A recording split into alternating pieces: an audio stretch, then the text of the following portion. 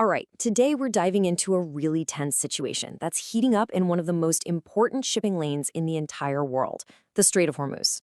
We're going to use our source material to unpack what looks like a high-stakes chess game being played out on the open water. So, how can something as simple as one oil tanker potentially spark a global conflict? Well, according to our source for this explainer, the world is pretty much on the brink of a major crisis, and it all starts with this very question. What seems like a small regional fight could have massive consequences for all of us.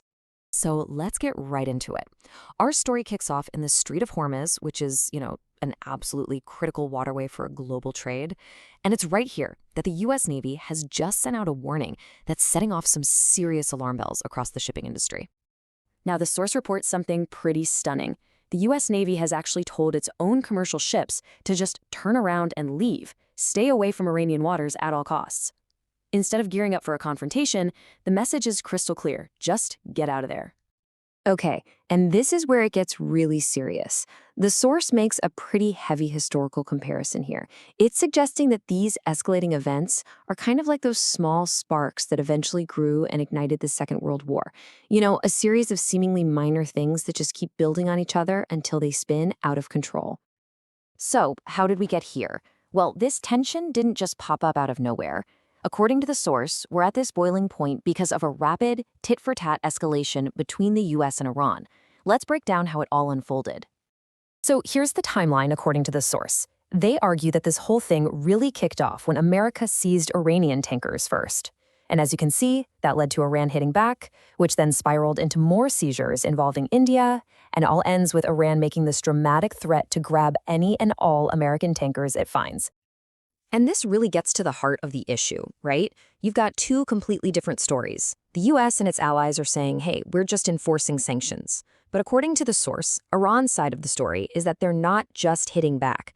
They see it as a response to the US selling what they call illegal oil under different flags. So this brings us to the central puzzle that the source highlights. I mean, the US has massive aircraft carriers and powerful warships right there in the region. So why isn't it stepping in and escalating things? Why tell its own ships to retreat? Yeah, it's a huge question, and the answer, according to the source, isn't about not having enough ships or guns. It's about a deep, real fear of what could happen next if America actually engages directly with Iran in these waters. The source argues the US is terrified of getting dragged into another long, messy, and super expensive war it just can't afford. It also points to Iran's military tech, like these drone boats, and claims that the US military had a tough time against Yemeni forces, which makes them really cautious about fighting a much stronger Iran. And this all leads to a really, really bold claim from the source, that the US actually tries to avoid fights at sea because its navy is, surprisingly, one of its weakest links. The source argues that America's real power is in the sky, with its air force, not on the water. Okay, so we've talked about the military angle. But what about the money? Because the source argues this isn't just a potential war, it's a potential economic disaster waiting to happen for pretty much everyone. The source lays out a pretty clear domino effect. The moment there's a serious disruption in the Strait of Hormuz, where a huge chunk of the world's oil passes through, it triggers this chain reaction. Bam! Insurance costs go through the roof, ships have to take longer routes, and the world's oil supply gets squeezed. So what does all that mean for your wallet? Well, the source predicts that just a few more incidents like this could cause the price of oil to shoot up to an insane $150 a barrel. And that would hit all of us at the pump. And it's exactly that kind of economic chaos, the source claims, that other major players are just waiting for.